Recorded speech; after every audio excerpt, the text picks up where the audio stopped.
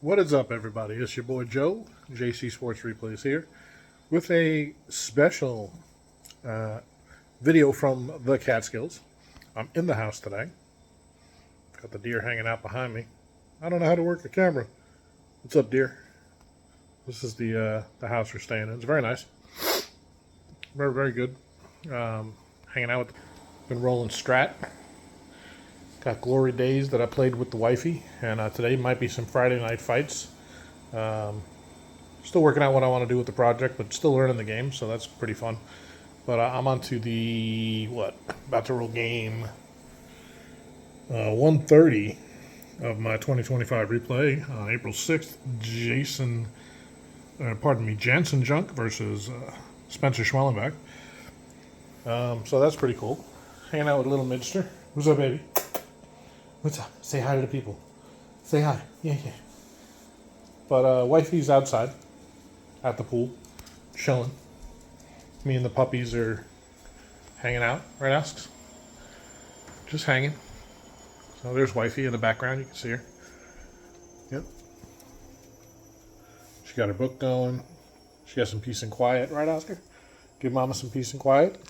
We're going out hiking later, and then we're going to, there's a brewery with a place, it's actually got its own hike called Beer Mountain, and you hike up the mountain.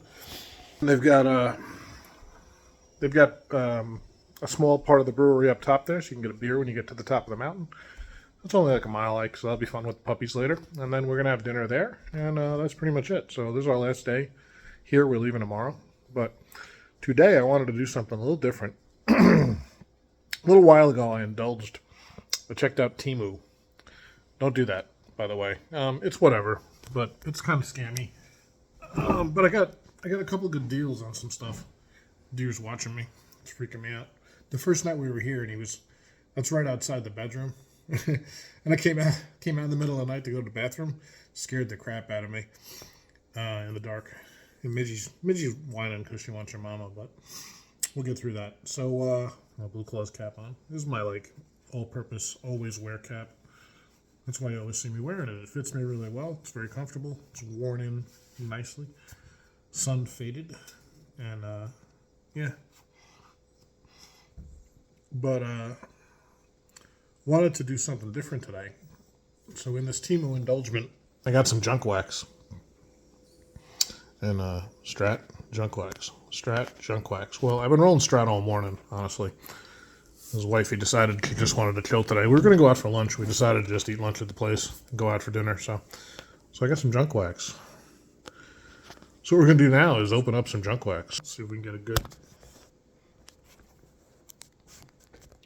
angle here. That's not bad. That's the dishwasher you hear beeping in the background. Or the washing machine, I forget.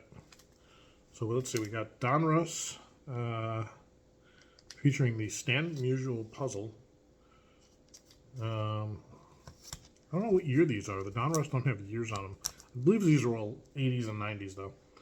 So they're definitely junk wax. So I got 3 Donruss here. I got a Fleer 10th anniversary something. 10th anniversary edition. These are 1990. That's actually labeled. All right.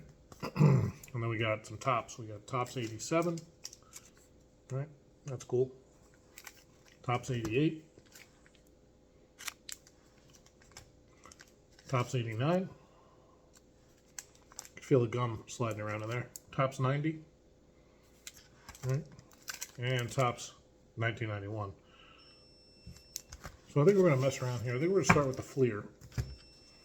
We're going to start with them in the order that they kind of came packaged. So we're going to start with this. Actually, we're going to start with the Donruss. Pardon me, the Donruss baseball cards here. This is I think this is 1988, according to the back. Diamond Kings Prince 1988. So let's see what we got here. I feel like that's already been opened, honestly. Very little glue left there, so I wouldn't be surprised. Again, these came from Temu, so I wouldn't be surprised if they were already opened. That was pretty loose. The others seemed pretty tight, but this one had hardly any adhesive on it at all. That looks like we're starting off with Roberto Martin Antonio Bonilla. So that's Bobby Bonilla's full name, apparently. So we got a little Bobby Bonilla action. Got Ron Darling. Ron Darling Diamond King card.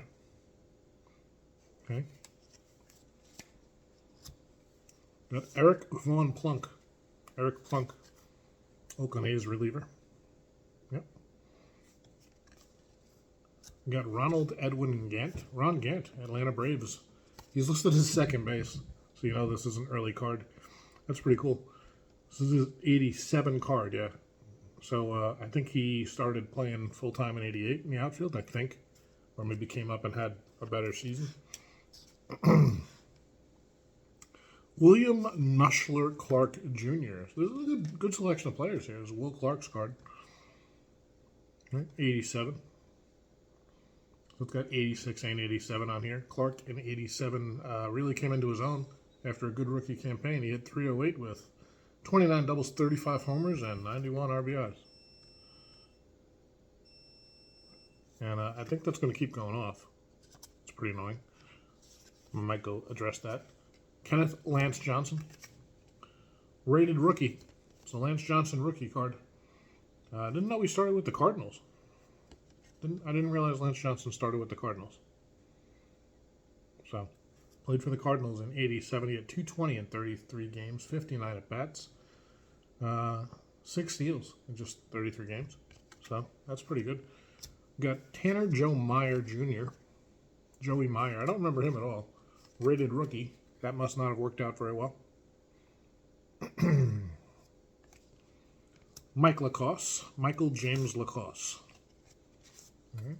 Got a lot of cards here. San Francisco Giants hurler, right? Is he on the Giants there? Yes, he is.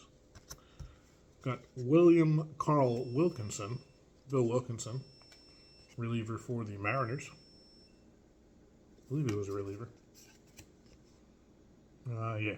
Pitched 56 games in 87. James Joseph, otherwise known as Jim Deshea, Houston Astros starting pitcher. In 87, he was 11-6 with a 4.62 ERA. Coming off that good Astros 86 season where they went to the National League Championship. We got Cleveland Indians catcher Chris Bando.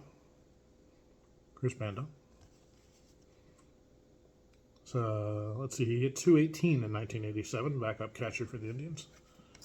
Was he behind Alomar? I think he was. Michael Timothy Pagliarulo, one of my favorite players back in the 80s, the third baseman for the Yanks, Mike Pagliarulo. Good power hitting third baseman, 32 homers, 87 ribbies in 87. But Marvell Wynn, I'm going to go take care of that after this pack. Marvell Wynn, the outfielder for the Padres. Speedy outfielder. In 87, he hit 250 with 11 steals, 2 homers, 24 RBIs. Eric Davis. Now, that's a great 80s card. True 5-tool player. And if Eric had been able to stay healthy his whole career, he'd probably be one of the legends and a Hall of Famer. He might be. I'd have to look at his career numbers. I feel like, based on his talent level, he ought to have been a Hall of Famer. But that fell apart. Great Cincinnati Red. Argenis Antonio Salazar. That's Angel Salazar, I was going to say. Shortstop for Kansas City. Pretty good fielder, if I remember correctly. They don't give you his... he had 205 for the Royals in 87. After a 245 season in 86, but... and then we've got a weird puzzle piece. It seems to be a thing. Apparently it's a Stan Musial puzzle. I don't know. Let me go deal with this washing machine. I'll be right back.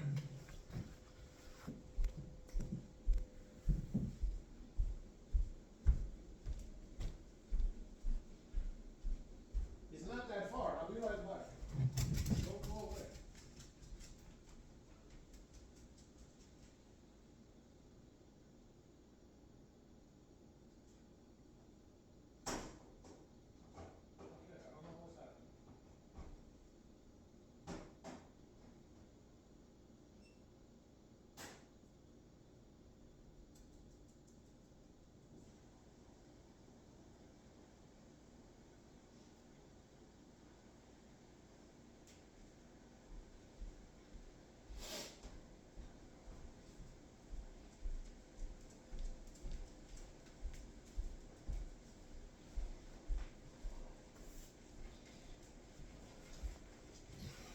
Alrighty, that should stop the beeping for a little while. Apparently it was a little imbalanced. Alright, so that was Donruss pack number 1. Here's Donruss pack number 2. This looks like an 89 deck. Am I playing Magic the Gathering?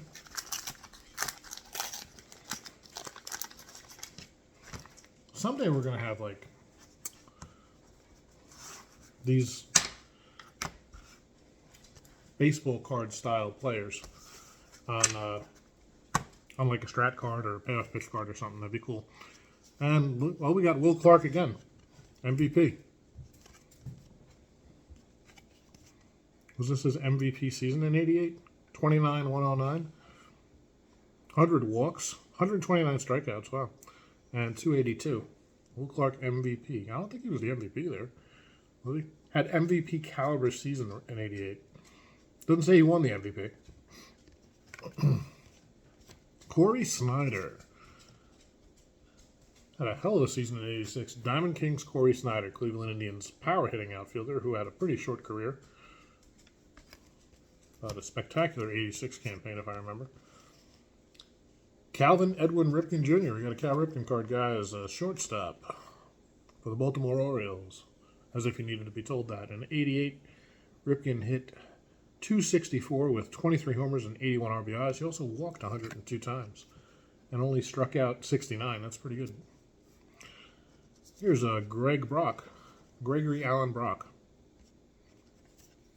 Power hitting first baseman for Milwaukee. 212. Not a great year in 88. 6 homers, 50 ribbies. Looks like he played more outfield that year. Guillermo Hernandez, Detroit Tigers pitcher. Okay, that's pretty cool. He went relief pitcher with 10 saves, 6 wins, 5 losses, a 3.06 ERA. Wade Boggs. Pulled a Wade Boggs card. That's pretty cool. Third baseman for the Red Sox, of course. Led the league in hitting for his 4th consecutive year, a .366 average. 125 walks, 45 doubles, 128 runs scored, 5 homers, and 58 RBIs. It was weird. In 87, he hit 24 homers, and then he was like, nah, I'm not doing that anymore. And, oh, awesome. We got a Mattingly card. Donald Arthur Mattingly. Thank you very much. My favorite player of all time. Although, let me tell you something. Aaron Judge has really got my attention. But, of course, the first baseman for the Yankees.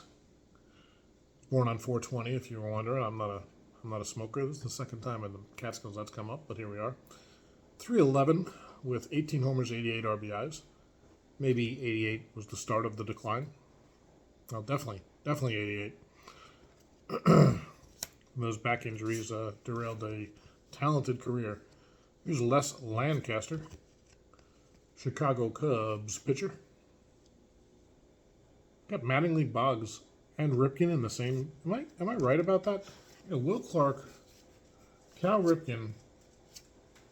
If I had pulled this back in the day, Wade Boggs and Don Mattingly, oh my God, I would have lost my mind. Now you know they're worthless. Might be worth a couple of bucks each. Maybe. But Les Lancaster, I don't remember him. 44 games, 4-6 with 5 saves, a 3.78 ERA for the Cubs in 88. Come here, asks. Charlie Puleo. I only know him from Strat. Braves reliever. We keep it moving here. 3.47, a 5-5 record. Jose Lind, second baseman for the Pirates. Yep, there we go. And 262 in 154 games, 2 homers, 49 ribbies, 15 steals. Scott Gereltz, Giants pitcher. Pretty good starter for the San Francisco team. Not this year. He was a reliever this year. Was he a starter? I thought he started, but I guess not. 5-9, 13 saves. was he a starter later in his career? I'm unsure. Mike Brumley, another Padre. What the hell happened to this card? It's been through it. Let's see. He didn't played in the minors in '88, but still got a card. There you go, Mike Brumley. They're like, we got his picture already. Make a card. We got Ron Robinson, pitcher for the Reds, part of that Part of that bullpen. 3 and 7 at 4.12 and only 17 games pitched. He had a big 87 season for Cincinnati. 7 and 5, 4 saves, 48 games, 154 innings. You don't see that anymore. He must have started a few. It doesn't say here. But yeah, sounds like he was a swing man. 154 innings in 48 games, man. Milt Thompson. He's on the Phillies here. I kind of remember. I think he was on the Giants too. But Milt Thompson for the Phillies. 288, 2 homers, 33 ribbies. Jose Manuel Oquendo. The infielder for the St. Louis Cardinals. 277, 7 homers, 46 ribbies. 52 walks and only 40 strikeouts. That's a solid season. And another weird puzzle piece. Who was the puzzle this year? And apparently it was Warren Spahn. That's how they got you to buy more packs, right? I got to put the puzzle together. All right, moving on to the next Donners. We'll keep it moving here. We're already 15 minutes in. I'd like to keep this 30. I can't tell what year this is until I start to crack the pack. This appears to be 1991. 1991 Diamond Kings. Okay.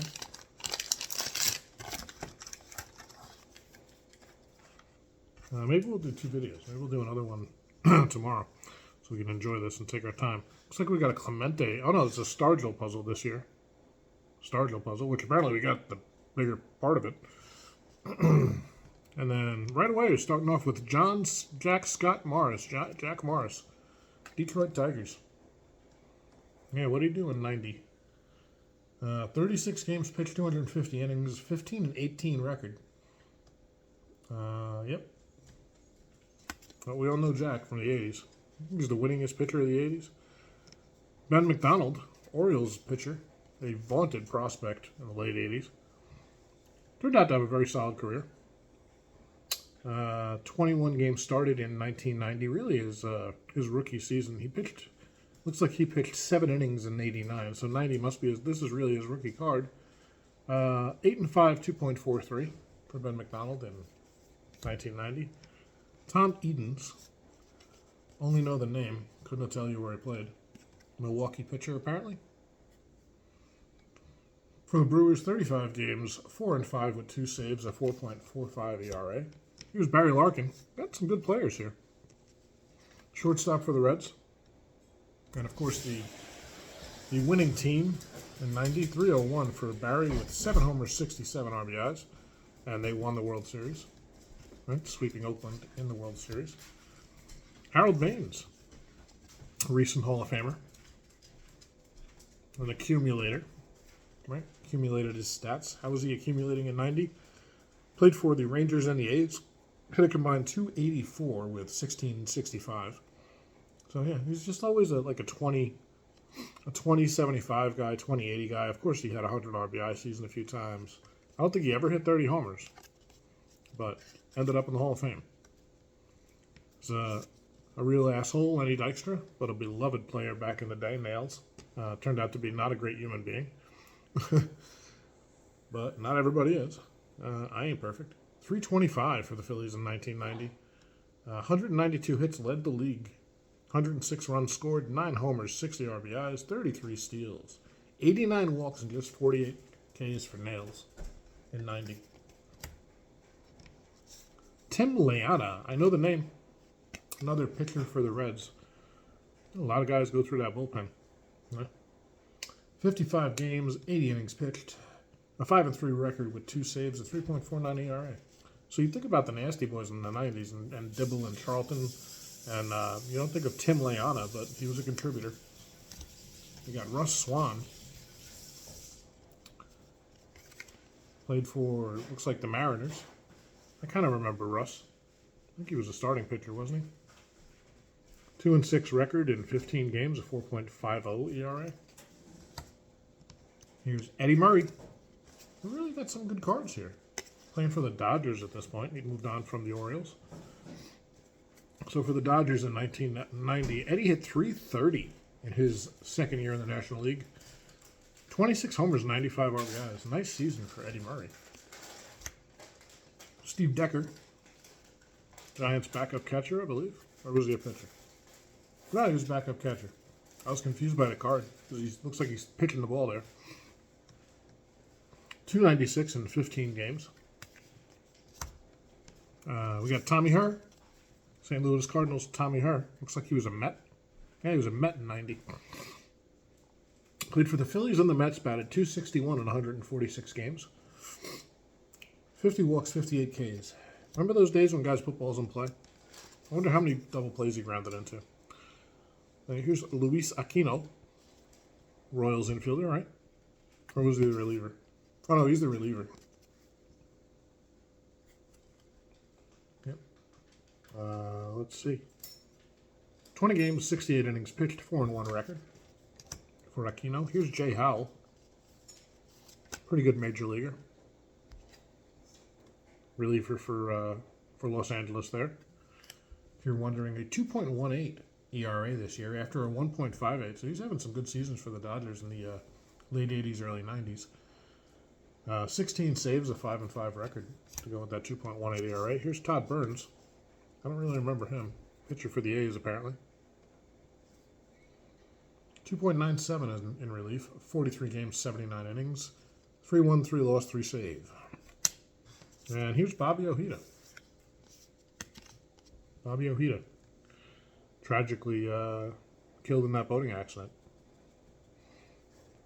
Not this year, though. For this year, for the Mets, he went 7-6 with a 3.66 ERA. Looked like he did some swingman work. He had 118 innings in 38 games. So it looks like he started unrelieved. And then, of course, our puzzle this year is Willie Stargell. Like I said, we got most of it. And then it looks like we got the 1990 10th anniversary Fleer. And I guess we'll end it here. We'll save the tops for another video. Something to look forward to. I've had these cards for like 2 weeks already, so I've shown pretty good discipline in not opening them. All right, let's see. Oh, these look really, really odd. Looks like comic book printing on the back. Tim Loudner. Is this a Minnesota Twins catcher? Yep. Tim Loudner. Look at the back of these cards. The Donruss cards don't list the whole career. These guys do. It's interesting. Tim Loudner, the catcher for Minnesota. Here's Kirk McCaskill, playing for California. Pretty good starting pitcher in the 80s and 90s. Right? For the Angels in 89, he went 15-10, 2.93 ERA. That might be one of the best seasons of his career. Here's Paul Molitor.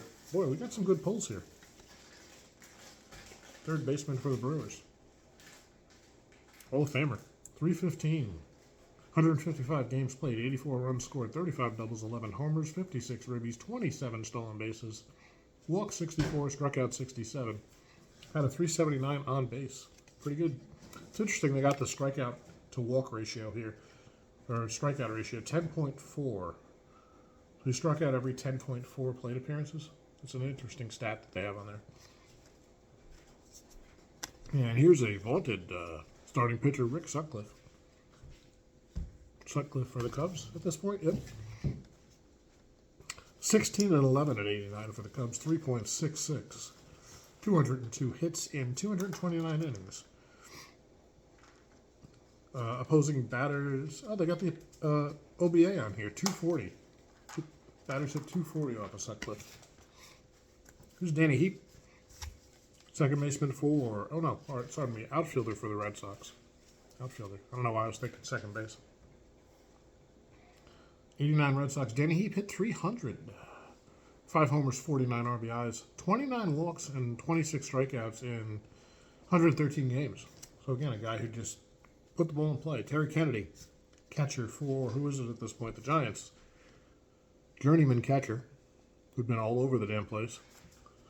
Played for, just at this point, he played for the Cardinals, Padres, Orioles, and now the Giants. So his fourth major league team in 89, he had 239 in 125 games, 5 homers, 34 RBIs. Player of the Decade, Cal Ripken Jr. 10th anniversary, Cal Ripken Jr. That's pretty cool. Player of the Decade card. It's a nice looking card. Cal looks felt there. Look how skinny he was. He hadn't filled out as we saw him in later years. That's a cool card. Here's Norm Charlton, nasty boy. For the Reds still. 2.93 ERA, 8-3 record. 95 and a third innings. He struck out 98. So that guy fit in just fine these days. One of the nasty boys. Here's Bud Black, one of the not so nasty boys. Junk ball pitcher who had a pretty good major league career. Just an innings eater, right? Who was he playing for at this point? The Indians. He would have fit right in major league. 12 and 11, 3.36, pretty good season. He was always, looks like his ERA was always in the threes pretty much. Tim Tuffle. Is he a Met at this point? New York Mets second baseman, Tim Tuffle. There you go. For the 89 Mets, Tuffle played in 83 games. He had 256, 2 homers, and 15 RBIs. That is not a lot of RBIs for 83 games. That's pretty bad. Tim, not exactly known for driving in runs. Here's another Luis Aquino card. Now we realize he's a pitcher for Kansas City, so one of our repeats today, Ripken and Aquino. And 89 Royals, he went 6 and 8 with a 3.50 ERA and 141 and a third innings pitched. Tony Fossas, Red Sox reliever. Oh, he's with the Brewers at this point. He's with the Brewers. See, it looks like he hadn't gone to them. Maybe I'm misremembering. His hometown's Boston, if that means anything. This must have been early in his career. 2-2, 3.54 in 61 innings pitched in 51 games. Here's Joe Orsulak. I remember him, an Oriole outfielder in 89. And Joey hit 285 at 123 games, 7 homers, 55 RBIs. His on base was 351, slugging 421, so fairly valuable player. Fairly valuable outfielder there. Don't remember if he was a good fielder or not. Here's Bob Ojeda again. Got another Bobby Ojeda. Yep, 89 Mets. He was 13, 11, 3, 4, 7. Here's Jesse Orosco with the Indians in 89. Couldn't have told you. Good left-handed reliever.